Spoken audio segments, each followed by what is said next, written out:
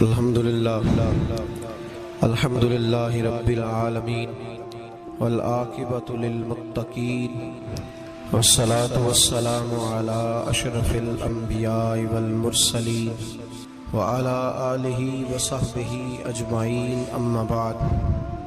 اعوذ باللہ من الشیطان الرجیم، بسم اللہ الرحمن الرحیم۔ یا ایہا الذین آمنوا اتقوا اللہ ولتنظر نفس ما قدمت لغد واتقوا اللہ ان اللہ خبیر بما تعملون۔ صدق اللہ العظیم وصدق رسولہ النبی الکریم۔ ان اللہ وملائکتہ یصلون علی النبی یا ایہا الذین آمنوا صلوا علیہ وسلموا تسلیما۔ الصلاۃ والسلام علیک یا سیدی یا رسول اللہ وعلی آلک واصحابک یا حبیب اللہ۔ اللہم صلی علی سیدنا و مولانا محمد معدن الجود والکرم وآلہ وبارک وسلم۔ حمد و صلاۃ کے بعد اللہ تبارک و تعالیٰ نے قرآن مجید سورۃ الحشر کے اندر ارشاد فرمایا ہے کہ یا ایھا الذین آمنوا اتقوا اللہ، اے ایمان والو اللہ سے ڈرو۔ وَلْتَنْظُرْ نَفْسٌ مَا قَدَّمَتْ لِغَدٍ، ہر آدمی یہ سوچ لے کہ اس نے اپنے آگے کیا بھیجا ہوا، جو اس نے آخرت کے لیے جمع کرایا ہے وہ کیا ہے، یہ غور کر لے وہ۔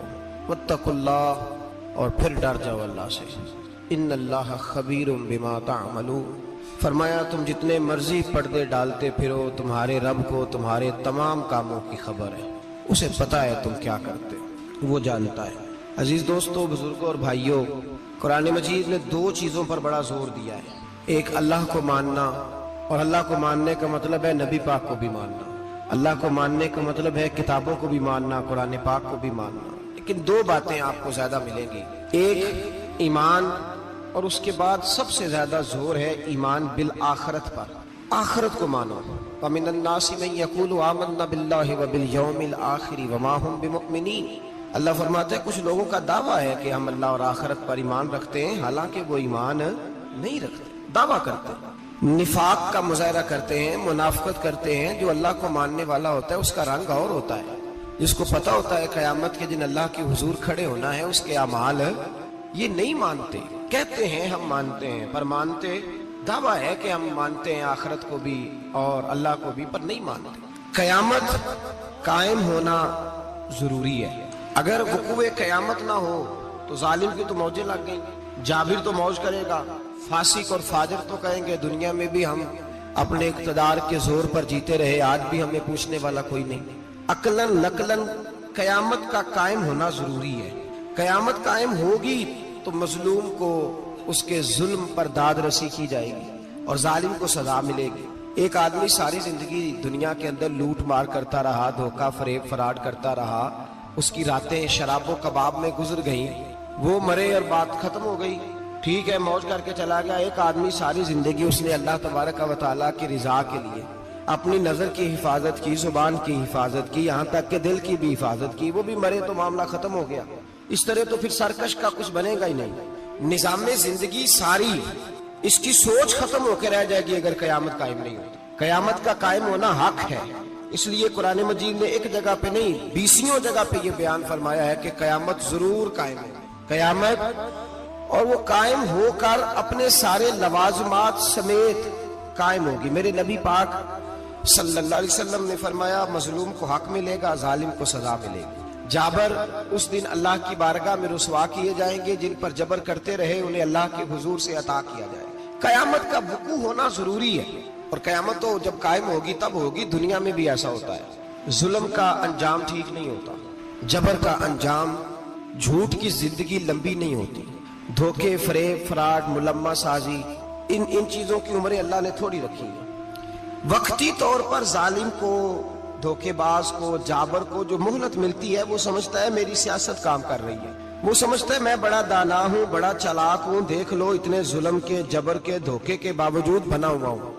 حالانکہ اللہ کی طرف سے اسے مہلت ملتی ہے اور بڑا ہی مہربان ہے۔ مہلت اس طرح دیتا ہے کہ میرے نبی پاک علیہ السلام نے فرمایا جب میرا مسلمان نیکی کرتا ہے تو اللہ فرشتوں سے فرماتا ہے 70 گنا بڑھا کے لکھ لو اس کی نیکی، 70 گنا اور جب گناہ کرتا ہے تو اللہ فرماتا ہے ٹھہر جاؤ ابھی لکھنا نہ، اسے ٹائم دو. یا اللہ کتنا؟ فرمایا 24 گھنٹے تو دو، ہو سکتا ہے توبہ کر لے. یہ اس کی مہربانی ہے. اب وہ جو اللہ نے مہلت دی ہے نا کہ شاید توبہ کر لے، لوگ سمجھتے ہیں میری چالاکی کی وجہ سے نظام سیٹ چل رہا ہے، میں بڑا تیز ہوں، 2 4 5 باتیں بولتا ہوں سب صحیح ہو جاتا ہے. لوگ اس کو اپنی دانائی سمجھ لیتے ہیں، حالانکہ وہ اللہ کی طرف سے. فرعون نے کئی 100 سال حکومت کی اور اس طرح اس نے ظلم کیے کہ لاکھوں اور ہزاروں بچے قتل ہی کرا دیے. 12,000 عورتوں کے پیٹ میں حمل تھا، اس نے ضائع کرا دیا. جب حضرت موسیٰ علیہ السلام اپنی قوم کو لے کے نکلے، راستے میں دریا آ گیا، فرعون پیچھے لگا ہوا تھا. وَإِذْ فَرَقْنَا بِكُمُ الْبَحْرَ فَأَنْجَيْنَاكُمْ. اللہ فرماتے تمہارے لیے میں نے دریا کو پھاڑا اور تمہیں نجات دے دی. وَأَغْرَقْنَا آلَ فِرْعَوْنَ، اور فرعون کو غرق کر دیا. وَأَنْتُمْ تَنْظُرُونَ، تم کھڑے دیکھ رہے تھے. اب جب حضرت موسیٰ دریا کے کنارے پہنچے تو فرعون بھی پیچھے آیا. فرعون لوگوں سے کہا کرتا تھا کہ میں کہتا ہوں تو دریا چلتا ہے، میں کہتا ہوں تو ہوائیں آتی ہے، میرے حکم کے پابند ہے سارے. جاگ رہے نا آپ حضرات؟ غور فرمائیے گا بات پر. دعویٰ تھا اس کا کہ میں کہتا ہوں تو نظام زندگی چلتا ہے. اب جب دریا کے کنارے پہنچی حضرت موسیٰ علیہ السلام تو اللہ نے حکم دیا کہ آپ عصا ماریں. جناب موسیٰ نے عصا مارا، 12 رستے بن گئے. اب حضرت موسیٰ کی قوم گزر رہی تھی تو فرعون سے پوچھنے لگے کہ تو کہتا تھا میرے حکم سے چلتا ہے، تو وہ تو حضرت موسیٰ نے ڈنڈا مارا ہے تو رستہ بن گیا. باز نہیں آتا انسان باز بننے بڑے ہیں اس کے پاس، بڑی دلیلیں ہیں. جھوٹ سچ بول کے اپنے آپ کو مطمئن کرتا ہے، آخر دم تک تبدیل ہونے کو تیار نہیں ہوتا. دلیلیں گھڑتا رہتا ہے، بناتا رہتا ہے، شور کرتا ہے جان بوجھ کے. بھئی تو کہتا تھا میرے چلانے سے چلتا ہے، تو باز ابھی بھی نہیں آیا. کہنے لگا میں نے ہی حکم دیا ہے کہ ذرا پھٹ جا، مجھے یہ زندہ چاہیے. باز رسی جل گئی بال. کہنے لگا میں نے ہی کہا ہے دریا کو کہ یہ مجھے زندہ چاہیے، میرے بھاگے ہوئے ہیں تو اس لیے پھٹا ہے، تو آؤ میرے ساتھ دریا کراس کرے. تو پتا تو ان کو بھی تھا نا جتنا تو رب بنا ہوا ہے، پتا تو تھا، سارے جانتے تھے. کہنے لگے تو پہلے کراس کر، اگر تو بچ گیا تو ہم بھی پیچھے آتے ہیں. اب چاروں ناچار. ایک روایت تو یہ ہے کہ یہ جب خدائی کا دعویٰ کرتا تھا نا، تخت پہ بیٹھا ہوتا تھا، تو ایک دن حضرت جبریل آئے اس کے پاس انسانی شکل میں. تو کہنے لگے میں بڑی دور سے آیا ہوں تو ایک مسئلہ پوچھنا تھا. کہا پوچھو. کہنے لگے ایک غلام تھا کسی بادشاہ کا، تو بادشاہ نے اسے تھوڑی دیر کے لیے ایک علاقے کی سربراہی دے دی. کتنی دیر کے لیے ہمیں سربراہیاں ملتی ہیں؟ کیوں جی؟ تھوڑی دیر کے لیے ملتی ہے نا. تھوڑی دیر کے لیے سربراہی دے دی ایک غلام کو. ذرا بات کو سمجھیے. حضرت جبریل پوچھتے ہیں، کہتے ہیں سربراہی مل گئی. اب وہ مالک ہی بن کے بیٹھ گیا ہے، وہ بات ہی نہیں سنتا. اس کو تھوڑی دیر کے لیے بنایا تھا، وہ تو خدائی کا دعویٰ کرنے لگا ہے. آپ بتائیں اس کا انجام کیا ہونا چاہیے؟ یہ مسئلہ پوچھنے آیا ہوں. تو فرعون کہنے لگا اس کا انجام یہ ہے کہ اسے پانی میں گوتے دے دے کے مار دے. انجام کیا ہے؟ بولیے کیا انجام ہے؟ کیا انجام ہے جی؟ پانی میں. اللہ اکبر. اپنی سزا تجویز کر رہا ہے. اس کی سزا کہ اسے پانی میں گوتے دے دے کے مارو ظالم کو. اسے تھوڑی دیر کے لیے بنایا تھا اور وہ چھائی گیا ہے، قبضہ ہی کر گیا ہے. حضرت جبریل کہنے لگے جی آپ لکھ کے دے دیں گے؟ کہنے لگا لاؤ لکھ دیتے ہیں. لکھوا لیا. جناب جبریل رکا لے کے تشریف لے گئے. اب جب فرعون دریا میں آیا نا تو اللہ نے حکم دیا مل جا. جب دریا ملا چیخنے لگا تو حضرت جبریل آئے. کہنے لگے تیرا ہی فتویٰ ہے، یہ تیری سزا ہی ہے نا. ہم بھی بڑی سزائیں تجویز کرتے ہیں. یہ جھوٹا ہے جی، اس کا تو فلانا علاج ہونا چاہیے. تو اگر تو جھوٹ بولے تو یہ فلانا بڑا جاور ہے جی، اس کے ساتھ اس طرح ہونا چاہیے. تو اگر تو یہ کام کرے تو جو سزا تو لوگوں کے لیے تجویز کر رہا ہے تو اپنے بارے میں بھی سوچ. اب جب گوتے آئے نا، آخری وقت دیکھا وہ فرعون جو کہتا تھا میری مرضی سے دریا چلتا ہے. علامہ صابی نے تفسیر صابی میں لکھا ہے تڑپ کے رونے لگا. جب یہ مزاج ہے، ایک دفعہ اوپر آتا ہے آدمی جب دریا میں جاتا ہے، اوپر آیا تو چیخنے او میرے حواریو خدا کا واسطہ مجھے بچاؤ. کہنے لگے تو کہتا تھا میری مرضی سے چلتا ہے. بے بسی ہے، تڑپتا ہے، روتا ہے. وارث شاہ مان کری نہ وارثہ دا، رب بے وارثہ کر کے مار دائی. تڑپ رہا ہے، چلا رہا ہے، کوئی مدد کو نہیں پہنچتا. اب جب آخری گھوتا آیا تو کہنے لگا آمنا برب موسیٰ و ہارون. میں موسیٰ کے رب کو بھی مان گیا، ہارون کے رب کو بھی. اللہ نے فرمایا نہیں، اب تیرا ماننا قابل قبول ہے. اس وقت ماننا تھا جب تجھے مہلت دی تھی، جب تو جوان تھا. بڑھاپا آتا ہے، بیماری آتی ہے، جوان آدمی بیماری کا شکار ہوتا ہے تو کہتا ہے یا اللہ ایک دفعہ صحیح کر دے، میں ساری پڑھا کروں گا. ایک دفعہ ٹھیک کر دے، میں مسجد میں رہوں گا، میں اگلے سال اعتکاف بھی کروں گا، میں ساری تراویحیں پڑھوں گا. تو اس وقت پڑھنی تھی جب تجھے مہلت دی تھی. اس وقت پڑھنا تھا جب اللہ نے تجھے آسانی دی، زندگی دی. اگلا وقت یہ حال ایک کا نہیں ہوا. نمرود کو دیکھ لیں، حضرت ابراہیم علیہ السلام کو کہتا تھا میں رب ہوں. آپ نے فرمایا رب تو وہ ہے جو زندہ کرتا اور مارتا ہے. ایک موت کا قیدی بلایا, کہنے لگا ہاں بھائی کتنے دن رہ گئے تھے پھانسی میں؟ کہنے لگا جی پرسوں ہونی تھی. کہا جا تجھے آزاد کیا, لو میں بھی زندگی دیتا ہوں. ایک بے گناہ آدمی کو پکڑ کے قتل کر دیا, کہتا میں بھی مارتا ہوں. حضرت ابراہیم علیہ السلام کہنے لگے تو بیوقوفوں جیسی دلیلیں دے رہا ہے, چل اس طرح کر, میرا رب سورج مشرق سے نکالتا ہے, تو اگر رب ہے تو مغرب سے نکال کے دکھا. اب دلیل کا جواب کوئی نہیں تھا تو کہنے لگا پکڑو اور آگ میں ڈال دو. اللہ کے نبی کو آگ میں ڈالنے والا, یہاں ایک مچھر بیٹھا ہے, 400 سال حکومت کی اور خدائی کا دعویٰ کیا. یہاں مچھر بیٹھا تھا, چھینک آئی تو مچھر اندر چلا گیا. پہلے دربار کا ادب یہ تھا کہ جو آئے سجدہ کرے. اب اس کے سر پہ کوئی چیز مارتا تھا تو اسے سکون ہوتا تھا, مچھر تھوڑی دیر کے لیے اس کا دماغ چھوڑتا تھا. او بھائی یہ اس دھرتی پہ اللہ نے لوگوں کو نظارے دکھائے اور ہمیں سمجھانے کے لیے دکھائے, ہمیں تفکر کی, غور کی دعوت دی کہ دیکھ لینا, اپنے عمل کو پرکھنا. تمہارے عمل حضرت موسیٰ کے فرما برداروں جیسے ہیں, جناب ابراہیم کے فرما برداروں جیسے ہیں, یا بن کے بیٹھ گئے ہو؟ اب دربار کا ادب یہ ہے, بے بسی کا یہ حال ہے کہ جوتے لٹکتے ہیں دربار میں, جو آتا ہے جوتا کھینچتا ہے. اور ادب یہ ہے کہ 10 جوتے نمرود کے سر پہ مارو, اور 400 سال جوتے لگتے رہے. روتا تھا, جو آدمی آتا تھا منتیں کرتا تھا, کہتا تھا کہیں سے کوئی دوائی مل جائے گی. پاگلوں جیسی زندگی گزاری, پاگلوں جیسی سخت. وہ تو حساب وقوع قیامت تو حساب ہوگا ہی.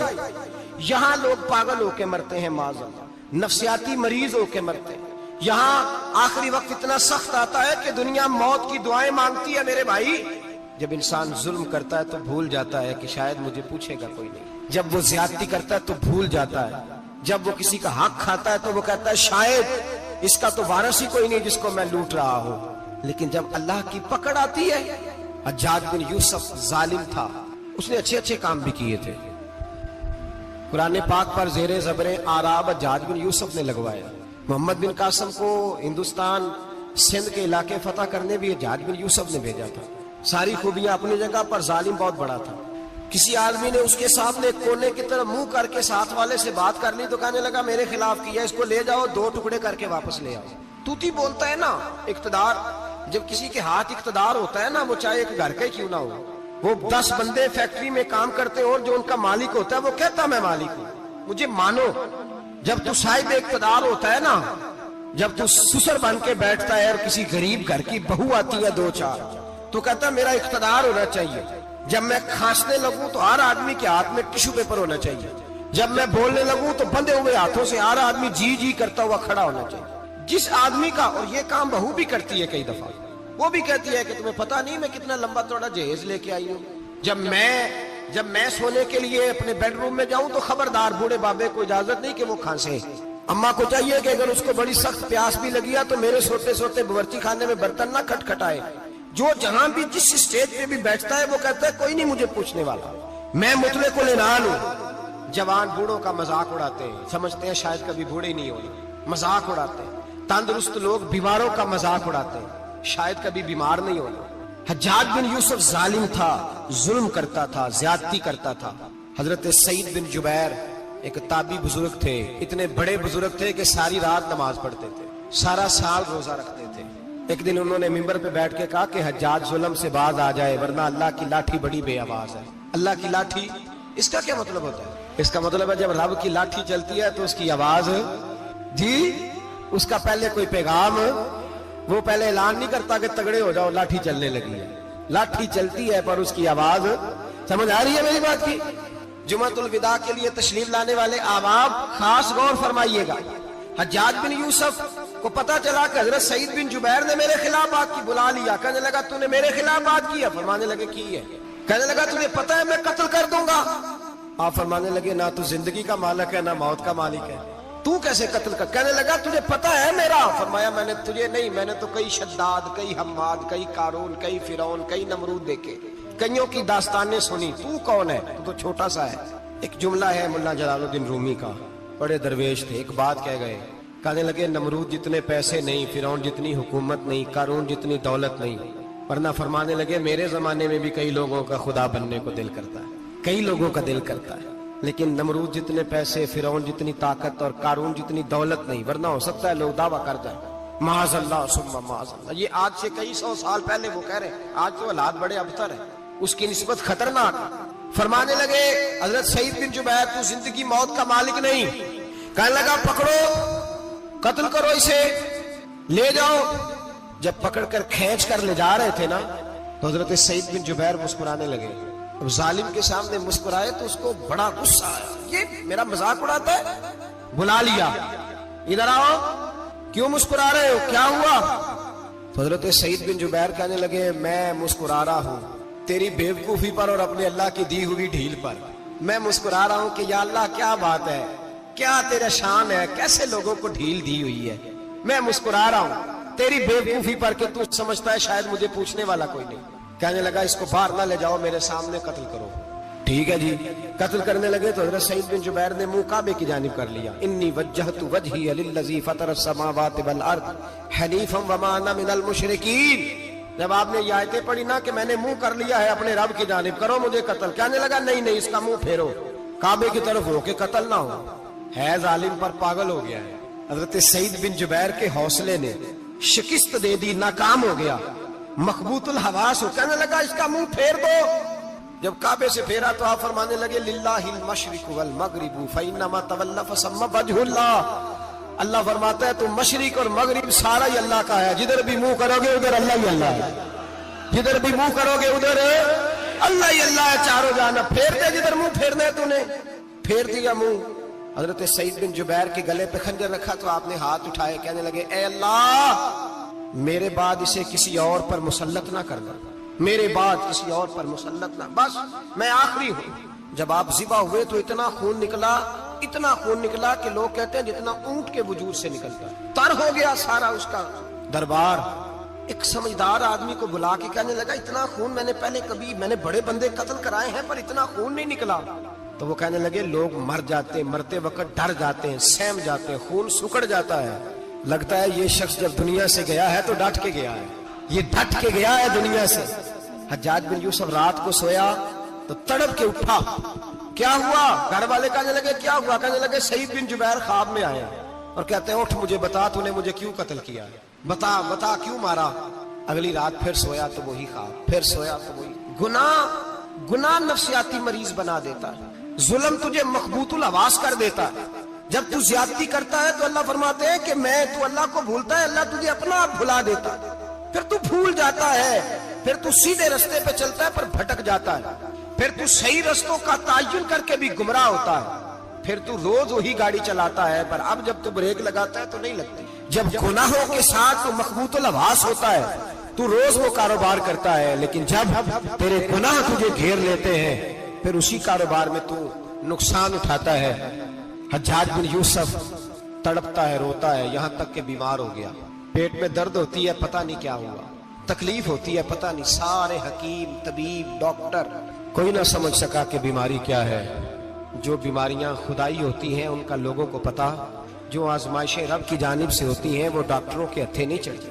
جو تکلیفیں اللہ دیتا ہے ان کا حکیم طبیب علاج نہیں کر پاتے, مشکل. اور شفا اسی وقت ہوتی ہے جب اللہ دینا چاہے, اور جب رب ہی دینا نہ چاہے تو بڑے بڑے ڈاکٹر کہتے ہیں کہ ہمارے بس کی بات نہیں رہی.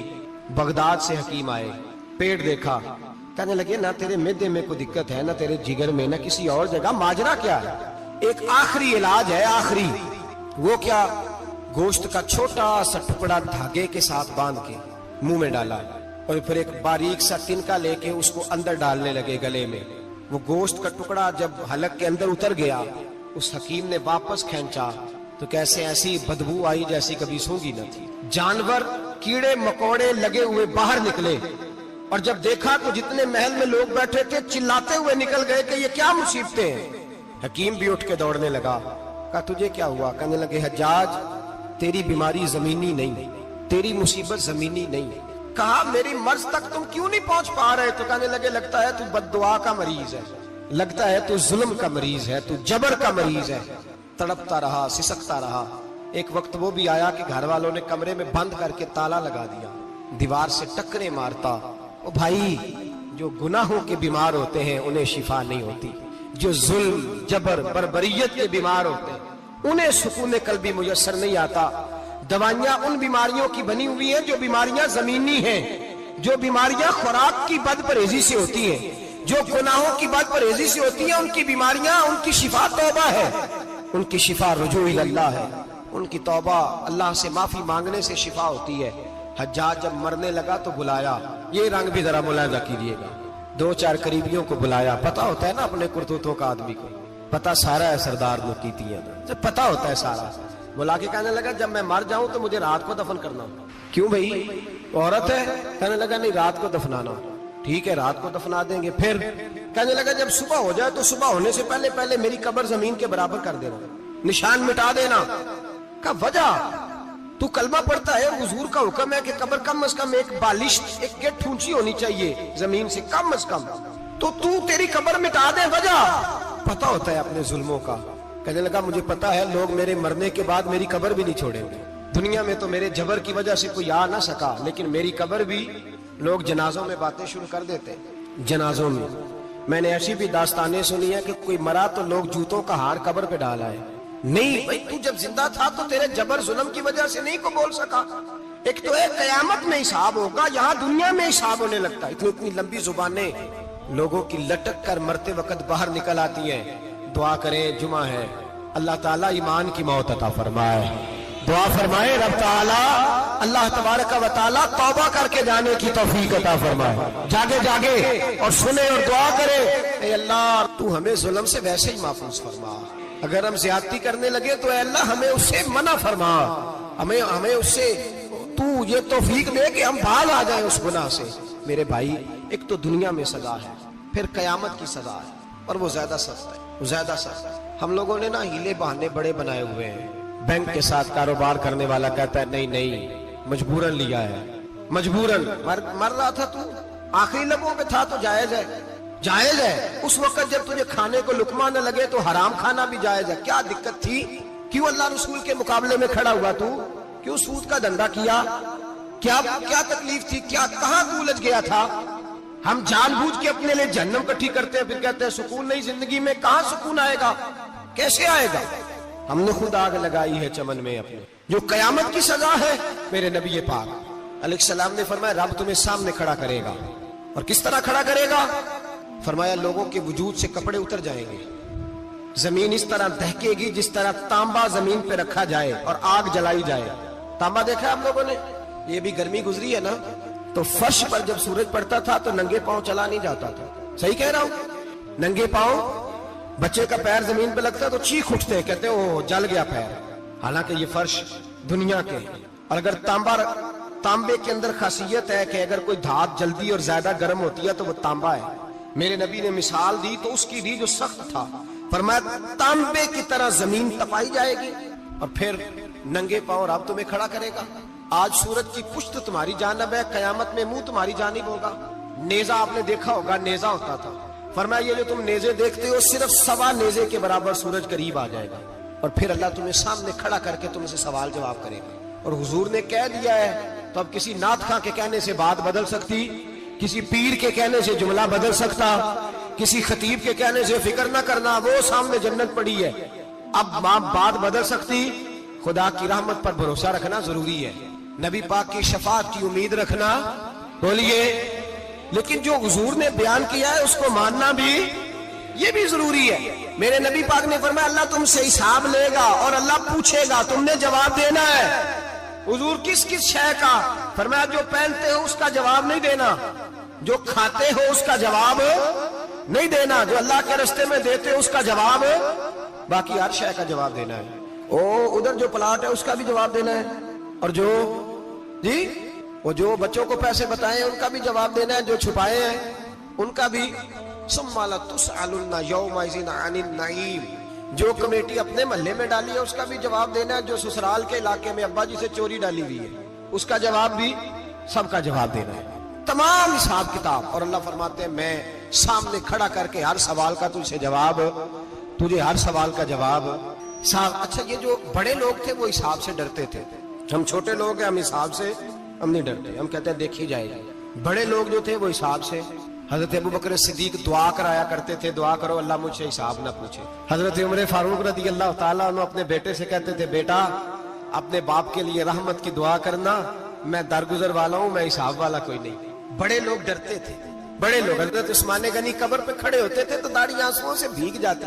गुलाम कहते हैं हुजूर 3 दफा नबी पाक ने आपको जन्नत की बिशारत दी, 3 दफा बिशारत दी है, तो आप क्यों इतना रोते हैं? उस्मान गनी फरमाते जिस रसूल ने मुझे जन्नती कहा है उसी महबूब ने मुझे फरमाया था उस्मान कब्र आखिरत की मंजिलों में से पहली मंजिल है। और आप फरमाते मेरे तो कमरे में दिया गुल हो जाए तो मुझे डर लगता है, इसमें तो मुकम्मल अंधेरा है। आप फरमाते खिड़कियां बंद हो तो दम घुटने लगता है, इसको तो दरवाजा ही कोई नहीं, रोशनदान तक नहीं। भाई जो बड़े थे वो डर रहे थे। मौला अली शेर खुदा नमाज का वुजू करके कांपते थे, कांपते। अली आप मरहब के सामने नहीं कांपे, खैबर का दरवाजा उखाड़ते नहीं कांपे, बदर ओहद खंदक हुनैन और खैबर में नहीं कांपे, तो यहाँ आप फरमाने लगे मालिक के सामने जाते हुए डर आता है। बड़े लोग कांपते थे, बड़े लोग। आज कौन सा जुमा है? सारे बोलिए।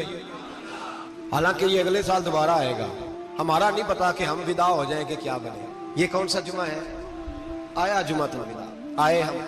आज एक फिक्र लेकर के जाना, एक सोच, जहां रोज रात को बेटे की टेंशन, बेटी की टेंशन, भाई की टेंशन, पोते की टेंशन होती है ना, एक टेंशन और अपने आज एक टेंशन बढ़ा लो, कब्र की टेंशन पैदा कर लो, कयामत की थोड़ी सी फिक्र कर लो, थोड़ी सी, एक लम्हे के लिए सही थोड़ा ख्याल पैदा करें।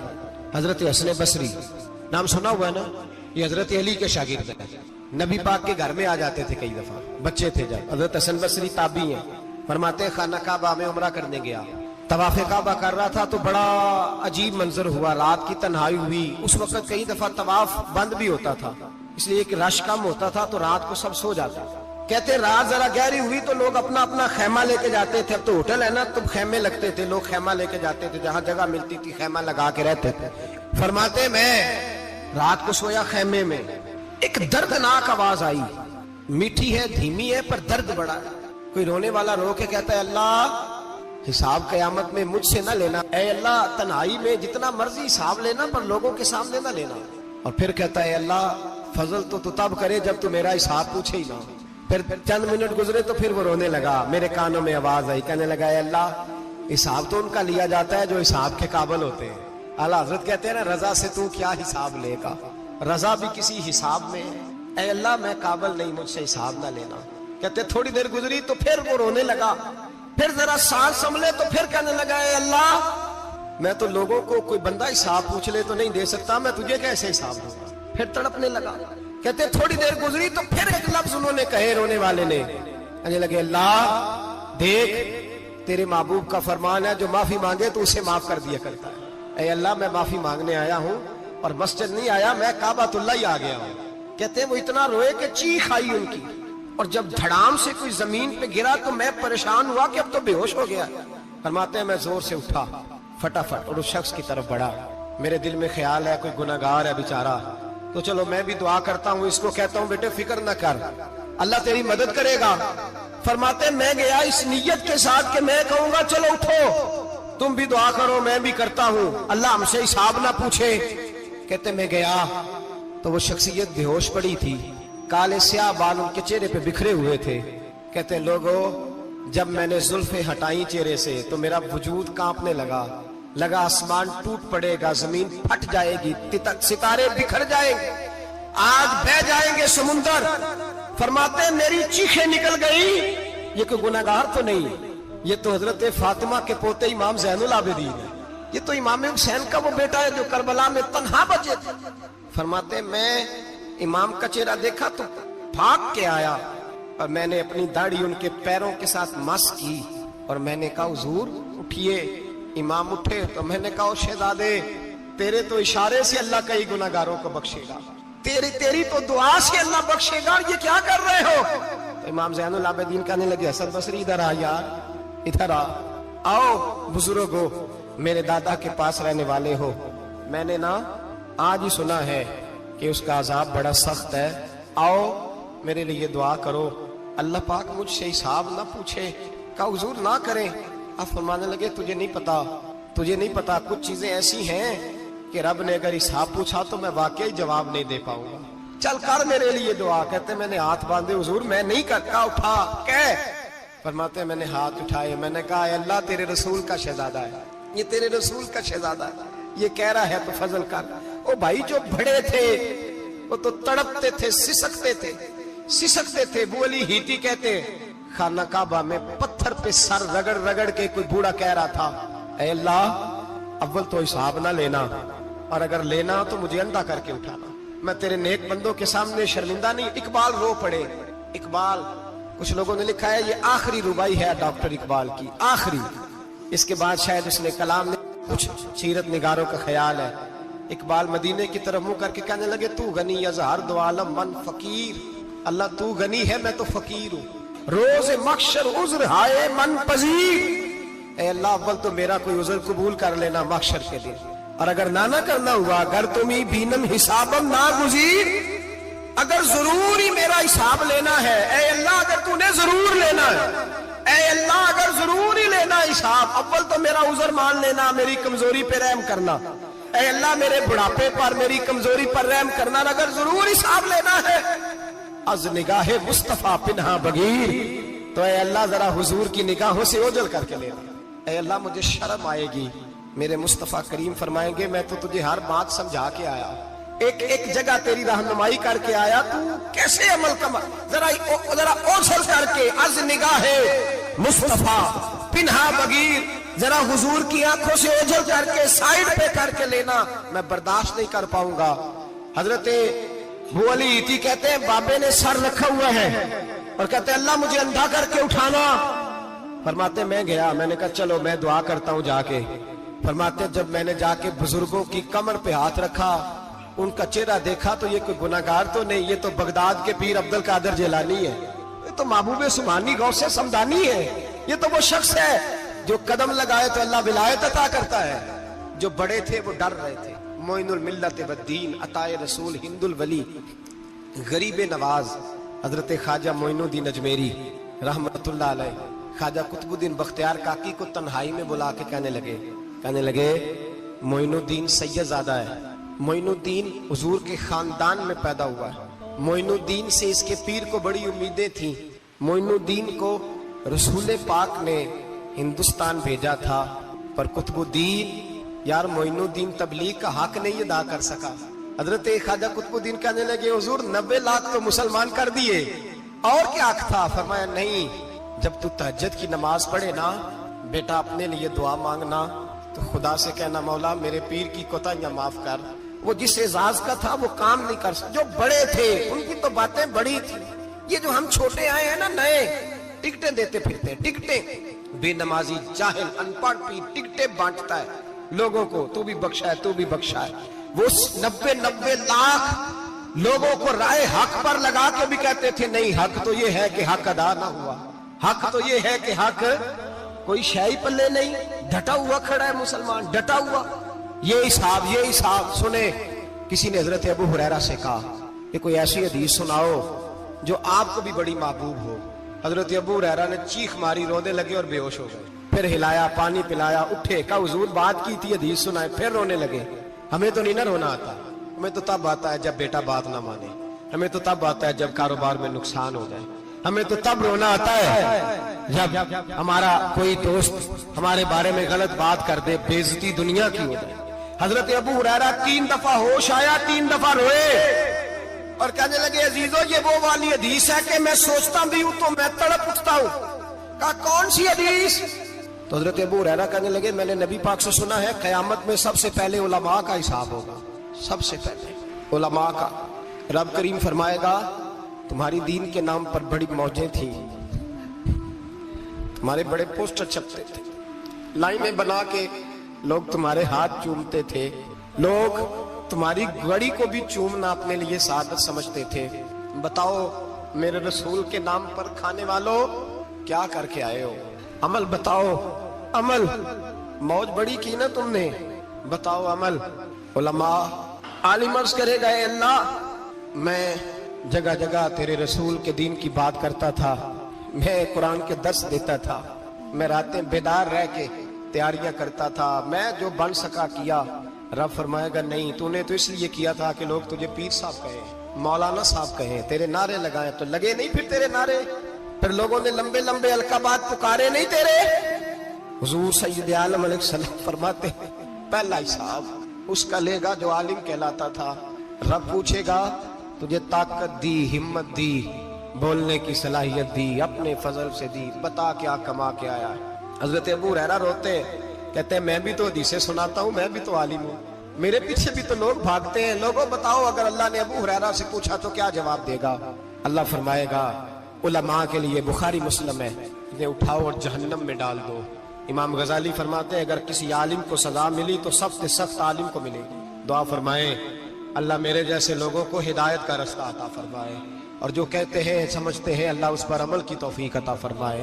فرمایا حضرت ابو ہریرہ نے دوسرے نمبر پر سخی اللہ کی بارگاہ میں کھڑا کیا جائے، مالدار۔ رب فرمائے گا بول، کچھ ایسے بھی تھے جن کے پاس شام کی روٹی نہیں تھی، تجھے میں نے تیری تجوری بھر کے تجھے دولت عطا کی، تجھے وراثت میں میں نے مربے دیے، جائیدادیں دی۔ بتا وہ کچھ وہ تھے سویرے مزدوری کرنے جاتے تھے، کما کے لاتے تھے، ہزاروں روپیہ تیری بینک میں پڑا تھا، بتا کیا کیا تو نے؟ اے اللہ میں نے مسجد میں دیے، مدرسے میں دیے، 30 دن افطاریاں پکاتا رہا۔ اللہ فرمائے گا تو جھوٹ بولتا ہے، تو سارا کچھ اس لیے کرتا تھا کہ لوگ تجھے سخی کہے۔ ہاں ہاں تیرا اعلان ہوا مسجد میں، لوگوں نے کہا وہ دیکھو کتنے پیسے دے رہا ہے، اس کا وہ دیکھو نام لکھا ہوا ہے ہسپتال کے ایک کونے میں کہ یہ والا بلاک فلاں سیٹھ صاحب نے بنایا، یہ دیکھو لکھا ہوا ہے کہ یہ کمرہ مدرسے کا اس نے بنایا، تو لکھ دیا گیا، نعرے لگ گئے، اب جا دوڑ جا۔ اللہ جہنم میں پھینک دے گا۔ فرمایا پھر شہید کھڑا کیا جائے گا۔ ہاں بھائی تجھے طاقت دی، ہمت دی، بتا کہاں خرچ کی، کہاں؟ اے اللہ شہید ہی ہو گیا۔ فرمایا وہ تو اس لیے ہوا تھا کہ لوگ تجھے شہید کہیں، بہادر کہیں، تیرے نام پہ روڈ کا نام رکھا جائے، تمغہ حسن کارکردگی ملے، سو مل گیا۔ میرے لیے بتا کیا کر کے آیا ہے، میرے لیے، اسے اٹھاؤ اور جہنم میں پھینک دو۔ بھائیو عذاب کڑا ہے، عذاب سخت ہے، حساب سخت ہے، اور جو حساب لینے والا ہے اس کو، میں نا تراویح ہو رہی تھی تو قاری صاحب نے ایک سورہ یاسین شروع کی، وَامْتَازُوا الْيَوْمَ أَيُّهَا الْمُجْرِمُونَ۔ اللہ فرماتا ہے قیامت میں کہوں گا مجرم جو ہے نا وہ صفوں سے باہر آ جائے، صفوں سے باہر آ جائے۔ ایک ہمارے فزکس کے ٹیچر ہوتے تھے تو بڑی سخت چھڑی مارتے تھے، تو جب وہ قد بھی بڑا تھا، جلال بھی بڑا تھا، اور اصول بڑے اچھے انسان تھے لیکن سخت، تو مجھے یاد آتا تھا کہ جب وہ سویرے آ کے کہتے جس نے کام نہیں لکھا وہ باہر نکل آئے، دو قسم کی چوٹ لگتی تھی۔ ایک تو خیال یہ آتا تھا کہ شرمندگی بڑی ہوگی کہ سارے اسٹوڈنٹ بیٹھے ہیں اور 2 3 4 ان کو کہا وہاں مرغے بن جاؤ، بڑی شرم آتی تھی۔ اور پھر جب وہ مارتے تھے تو اتنا سخت مارتے تھے کہ کئی دن تکلیف رہتی تھی، بتایا نہیں جاتا تھا۔ وہ اسٹوڈنٹ بتاتے تھے کہ یار اس سے بچو کسی بھی طریقے، اور کسی کا کام رہ بھی جاتا تھا کہتے تھے اس پیریڈ کی ڈیوٹی سبق یاد کر کے آنا ہے۔ سخت ٹیچر کے بارے میں تیرا میرا یہ رویہ ہے۔ تو یاد آ رہا تھا جب وہ کہہ رہے تھے نا وَامْتَازُوا الْيَوْمَ أَيُّهَا الْمُجْرِمُونَ، تو میں صف میں کھڑا تھا تو 2 قطرے میرے بہہ گئے آنسو کے۔ مجھے ساتھ بچہ کہنے لگا طبیعت ٹھیک ہے، میں نے کہا طبیعت تو ٹھیک ہے، کچھ یاد آ گیا ہے کہ میدان محشر میں یہاں تو چھپے ہوئے ہیں نا عیب، چھپے ہوئے، اور بھائی رب بڑا کریم ہے، عیبوں کے باوجود نوازتا ہے۔ میرا دعویٰ یہ ہے اگر ہمارے عیب کھل جائیں، لوگ ہمیں دھرتی پہ جینے نہ دیں، لوگ جینے نہ دیں، نکال دیں، اپنے بھی ہمیں برداشت نہ کریں، یہ تو اس کا کرم ہے۔ پتہ سارا ہے سردار کیتیاں دا، پردہ چپایا ہی تیرا بھلا ہو سی۔ وَامْتَازُوا الْيَوْمَ أَيُّهَا الْمُجْرِمُونَ، اللہ فرمائے گا مجرم باہر آ جائے۔ یا اللہ کیا ہوگا؟ جب سوال جواب ہوں گے تو رب فرماتے ہیں تیری زبان پہ مور لگا کے بند کر دوں گا، تیرے ہاتھ بولیں گے، پیر بولیں گے، سر بولے گا، پیٹ بولے گا۔ اس وقت کی فکر پیدا کریں، ٹینشن پیدا کریں، وقوع قیامت حق ہے۔ اور باندھ کے نا لوگ پیر باندھ کے زور کے ساتھ باندھتے، سگا بیٹا جب قبر میں دفن کرتا ہے نا تو وہ بھی کہتا ہے وہ کونا، یہ کونا تھوڑا سا مٹی کم ہے، یہاں بھی مٹی ڈالو۔ پہلے لوگ روزانہ جاتے ہیں، پھر ہفتے کے بعد، پھر مہینوں بیت جاتے ہیں۔ کچھ قبریں ایسی بھی ہیں جن پہ کھڑے ہوں تو لگتا ہے قبریں رو رہی ہیں اور کہتی ہیں جاؤ میرے گھر والوں سے جا کے کہو کوئی پھیرا ہی لگا جائے، ایک دفعہ آئے تو صحیح۔ کوئی مٹی نہیں ڈالتا، بادشاہوں کی قبریں روتی ہیں، سرمایہ داروں کی قبریں روتی ہیں، کوئی جاتا نہیں۔ اتنے موٹے سوراخ ہے قبروں میں، آپ اپنے شہر کے قبرستان پھر کے دیکھ لیں، سوراخ ہے۔ او بھائی حضرت مولا علی شیر خدا قبرستان گئے تو پہلے رونے لگے، پھر کہنے لگے قبروں والوں کیا حال ہے تمہارا؟ تو آپ فرماتے ہیں مردہ مجھے اندر سے بول کے کہنے لگا علی کفن پھٹ گیا، ہڈیاں ٹوٹ گئی، مال تو دے آئے تھے وارثوں کو پر حساب ہمیں دینا پڑ رہا ہے، تو بتا پیچھے کیا حالات ہیں۔ تو حضرت علی کہنے لگے تمہاری بیویوں نے اور نکاح کر لیے، تمہارے دوستوں نے نئے دوست بنا لیے، تمہاری اولادوں نے تمہارے بغیر جینا سیکھ لیا، تمہاری جائیدادیں بٹ گئیں، تمہارا پیسہ تقسیم ہو گیا۔ پہلے تو کوئی تمہارا نام لیتا تھا، اب تو تمہارا ذکر ختم ہو گیا، اب تو ایک دو نسل تک تمہارا ذکر تھا، اب تو تمہیں یاد ہی کوئی نہیں کرتا۔ کہتے ہیں لوگ یہاں کوئی رہا کرتا تھا، یہاں کوئی ہوا کرتا تھا، اب تو تم قصہ پارینہ قصہ ماضی ہو گئے۔ حساب کا وقت قریب ہے، قریب آ گیا وقت۔ اللہ فرماتے ہیں اقترب للناس حسابهم وهم فی غفلۃ معرضون، فرمایا حساب کا وقت قریب آ گیا ہے تو ابھی بھی غافل ہے۔ جمعۃ الوداع ایک پریشانی لگانے کا ارادہ تھا، بڑی پریشانیاں پالی ہے، ایک پریشانی اور پال لو، جس کو یہ پریشانی لگ جائے اس کے عمل ثمرنے لگ جاتے ہیں۔ یہ پریشانی پال لو کہ اگر مجھے حساب دینا پڑے۔ حضرت عمر کا فرمان، آپ فرمایا کرتے تھے اپنا حساب خود کر لو قبل اس کے کہ اللہ تمہارا حساب کرے۔ خود کر لو اپنا حساب، خود کھاتے ٹھیک کر کے رکھو، چیک کر کے رکھو۔ میری دعا ہے اللہ پاک ہمیں ان میں شامل کرے جن کو وہ معاف کرنے والا ہے۔ آمین۔